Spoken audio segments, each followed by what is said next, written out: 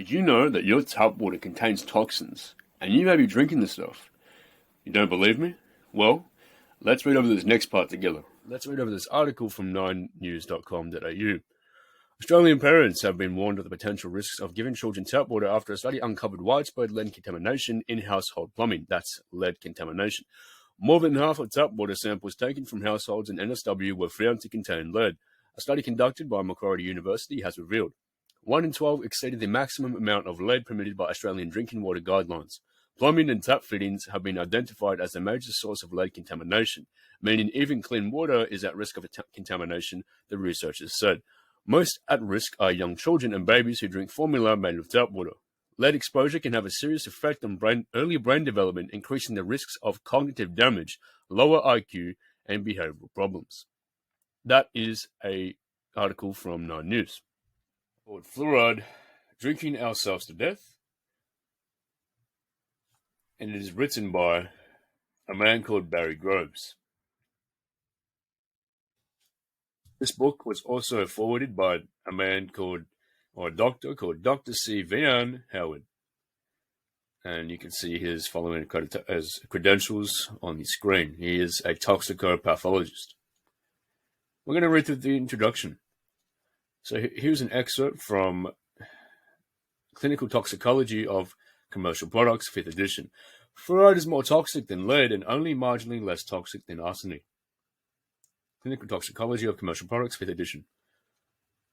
I cannot pretend to be an expert on the matter, brackets fluoridation, but from what I read, it seems to be better rather than worse for people's health, except from UK Prime Minister Tony Blair, Prime Minister's questions answered, 6th of May, 1998. If someone were to tell you that you were being subjected to a known poison without your consent, that the substance could lead to an increased risk of cancer and osteoporosis, and that it was used as a commercial rat poison, you would probably think they were mad. And if they were averred that this medication was being administered today with the full knowledge and cooperation of government and the medical profession, you would be sure they were mad. Yet this is what is happening to millions of people in Britain, Ireland, and other countries today, for that poison is fluoride. For nearly 50 years, governments and media have been telling us that fluoride reduces dental cavities, especially in children. It is put in toothpaste given to children in pill form, used as a gel on children's teeth, and even though it frequently occurs naturally, the law allows water companies to add fluoride to water supplies whenever an area health authority asks them to. In Ireland and in some other countries, it is now quite difficult, if not impossible, to avoid fluoride. It may come as a surprise, therefore, that although an impressive list of health, dental, and regulatory organisations in Britain and Ireland, in brackets see Table 1, advocate water fluoridation and actively campaign for its wider use, they represent very much a minority opinion within the scientific community, and that no country in continental Europe and only a handful of countries worldwide fluoridate their water supplies to any great extent. In other words, most have not been convinced by the pro-fluoridation lobby, even though the supposed benefits and safety of fluoride are promoted as, quote, incontrovertible. Industrial waste. The fluoride put in drinking water has never been shown to be safe. Suggested adverse effects of ingesting fluoride include dental and skeletal fluorosis, kidney disease, genetic mutations, birth defects, and cancer. An acrimonious argument about whether or not fluoride should be added to drinking water with the aim of reducing dental decay has raged for half a century. But fluoride has had another side that governments never mention. The quote, fluorides put in public drinking water and toothpaste are toxic industrial wastes, hazardous pollutants that, under circumstances other than water fluoridation, are very strictly controlled. This fact has raised concern amongst health risk assessment scientists at the United States Environmental Protection Agency, brackets EPA, who have helped draw attention to the fact that the only other places these chemicals can legally be disposed of is in hazardous waste facility.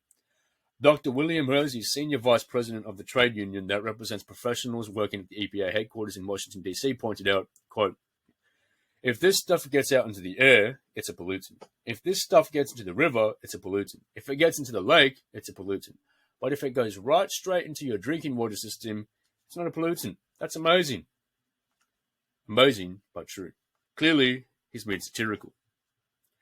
But if overexposure to fluoride were admitted to be harmful, the impact on industry would be catastrophic. Companies would be faced with enormous bills for the disposal of this toxic waste.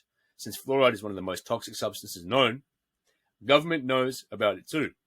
If word got out, quote, as it is doing, public health services that promote fluoridation, such as National Health Service, in brackets NHS in Britain, could face claims for compensation that could bankrupt them. Thus, industry and government have a powerful motive for claiming that fluoride is safe. Again, this is from a book called Fluoride, Drinking Ourselves to Death. We're reading from a chapter, and we're going to read from this following chapter, which is Engineering Consent. Visiting the Cambridge, Massachusetts home of Edward L. Bernays was a thrilling and unsettling experience. On the occasion of his 100th birthday in 1991, I spoke with him for the British Broadcasting Corporation's World Service. The nephew of Sigmund Freud was in good health, briskly walking me to an old-fashioned elevator that rose into his private office. The elevator seemed like a time machine. Bernays seized the brass control switch, and the lattice cage door slammed shut. The diminutive old man smiled, his eyes twinkling. His audience was captive. And once again, the tiny hands of Mr. Edward L. Bernays, the, quote, father of public relations, gripped the levers of power. The doors opened. We entered a softly lit photo gallery. Bernays shuffled forward, pointing proudly. There he was, rubbing shoulders with men of power from the 20th century.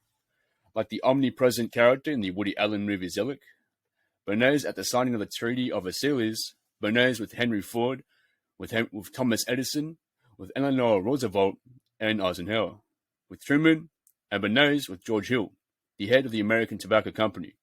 Brackets, Bernays' wife was the leading feminist Doris Fleischmann. He was a master of exploiting such modern liberal sentiment.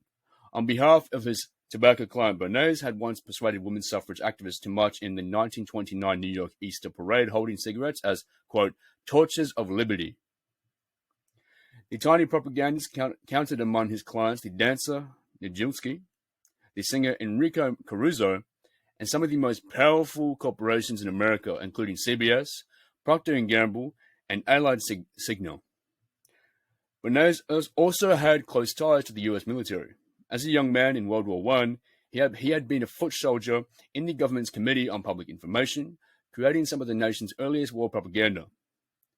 He volunteered those skills for the U.S. Army in World War II, and during the Cold War, he was in communication with the CIA. Other resume items included advising the United Fruit Company during the U.S. government's overthrow of the elected government of Guatemala, shaping strategy for the U.S. Information Agency, brackets USIA, and advising the government of South Vietnam. Bernays also persuaded Americans to add fluoride to water. Quote, I do recall doing that, he said softly during another interview at his home in 1993, although Bernays was then 102 years old. His memory was good. Selling fluoride was a child's play. Bernays explained. The PR wizard specialized in promoting new ideas and products to the public by stressing the claimed public health benefit. He understood that citizens had an often unconscious trust in medical authority. You can get practically any idea accepted, quote, Barnett Bernays told me, chuckling. If doctors are in favor, the public is willing to accept it, because a doctor is an authority to most people, regardless of how much he knows or doesn't know. By the law of averages, you can usually find an individual in any field who will be willing to accept new ideas, and the new ideas then infiltrate the others who haven't accepted it.